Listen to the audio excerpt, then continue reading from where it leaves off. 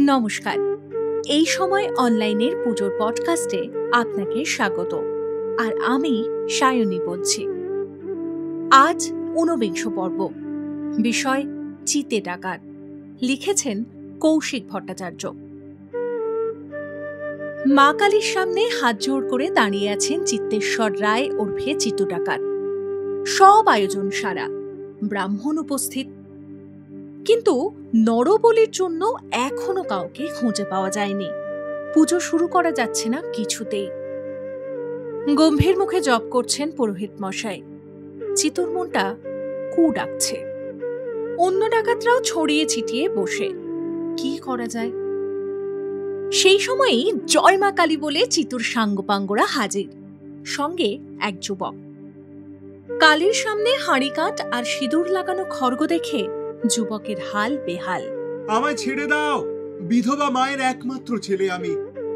সে তখন চিৎকার করছে, কিন্তু কে কার কথা শোনে? চিতুর মুখে স্মিত হাসি খেলে গেল। অবশেষে মা তাহলে মুখ তুলে চাইলেন। যুবককে স্নান করিয়ে নতুন বস্ত্র পরিয়ে শোয়ানো হলো হাঁড়িকাঠে। বাঁচার শেষ চেষ্টায় হাত পা ছুঁড়তে শুরু করলো যুবক। জোয়ান ছেলে, বয়সটা অল্প, চেহারাটাও তাকড়াই। অতগুলো ডাকাতের সঙ্গে একাই লড়ছে। চিতু দূরে দাঁড়িয়ে মুচকি মুচকি হাসছেন। ভাবটা এমন, লড় বেটা, দেখি তোর কত ক্ষমতা। কিন্তু এমনটা যে হবে কেউ স্বপ্নেও ভাবতে পারেনি। আচমকাই ডাকাতদের হাত ফসকে দে ছুট, একদম পগার পার। জায়গাটা সেই সময়ের জঙ্গলাকীর্ণ চিতপুর। ওটাই তখন কালীঘাট যাওয়ার একমাত্র পথ ছিল। সন্ধ্যের মুখে প্রায় ১৫০ তীর্থযাত্রীর একটা দল ফিরছিল। তাঁদের ভিড়েই মিশে গেলেন যুবক। তার আর হদিশ পাওয়া গেল না।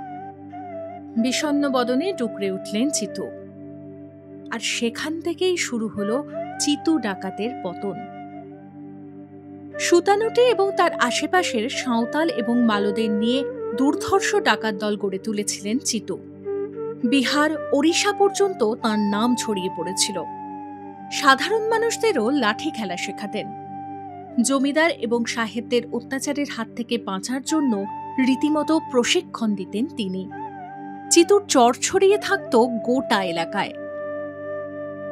চিতুর ডাকাতে করলেও মনে দয়া মায়া ছিল খুব। তিনি ছিলেন অনেকটা রবিনহুড টাইপের। ডাকাতির পরে লুটের মাল নাকি ছুঁয়েও দেখতেন না। সাঙ্গপাঙ্গরা ভাগ করে নেওয়ার পরে বাকিটা গরিব দুঃখীদের মধ্যে বিলিয়ে দিতেন। তার আরও একটা গুণ ছিল, তিনি ছিলেন ভক্ত মানুষ। কালী পুজো করতেন আর দিতেন নরবলি। এক কোপে গলা নামানোতে চিতু ছিলেন সিদ্ধহস্ত। একদিন গঙ্গার ঘাটে একটা নিমকাঠ ভেসে আসে। চিতুর কি মনে হলো তাই দিয়ে বানিয়ে ফেললেন দুর্গার মূর্তি, কিন্তু তাকে পুজো করতেন কালীর উপাচারে। সেই মন্দিরই আজকের কাশীপুরের চিত্তেশ্বরী কালী। দেবীর গায়ের রং হরিদ্রাভ। তিনি বাঘের পিঠে আসেন। সেই সময়ে চিতপুর এলাকায় বাঘের উপদ্রব ছিল খুব। চিতু তাই বনবিবিকে শান্ত করতেই দুর্গার পায়ের তলায় বাঘ রেখেছিলেন। ডাকাতি করতে যাওয়ার আগে ষোড়শোপচারে পুজো করতেন চিতু নিজে, তারপরে দিতেন নরবলি। তার উৎপাত আর নরবলির ঠেলায় এলাকা ছেড়ে পালিয়েছিলেন টোডরমলের গোমস্তা মনোহর ঘোষ। চিতুর নরবলি দেওয়ার কথা লিখে গিয়েছেন খোদ রেভারেন্ট লং সাহেবও। স্থানীয় বাসিন্দাদের বিশ্বাস ছিল চিতু একবার নরবলি দিয়ে দিলে তাকে আটকানোর সাধ্য আর কারও নেই। এমনটা বিশ্বাস করতেন চিতু নিজেও। বোধহয় তা কিছুটা সত্যিও ছিল। সেই দিন আর নরবলি দেওয়া হয়নি চিতুর। দলবল নিয়ে বিষণ্ণ মনে মন্দির চত্বরেই বসেছিলেন। তার কিছুক্ষণের মধ্যেই গোটা জঙ্গল ঘিরে ফেলে কোম্পানির সেনা। ঘোর যুদ্ধ বেঁধে যায়। ডাকাত দল প্রাণপণে লড়ে বটে, কিন্তু গাদা বন্দুকের সামনে লাঠি সড়কি নিয়ে বেশিক্ষণ টিকতে পারেনি তারা। চিতু ধরা পড়ে যান।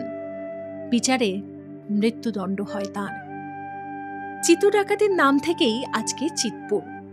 তবে অনেকের মতে চিতপুর হলো চিত্রপুরের অপভ্রংশ। এক সময়ে এখানে চিত্রিত সুতির শাড়ি বোনা হতো, সেখান থেকেই নাকি এই নাম। সে যাই হোক, নামে কি আসে যায়।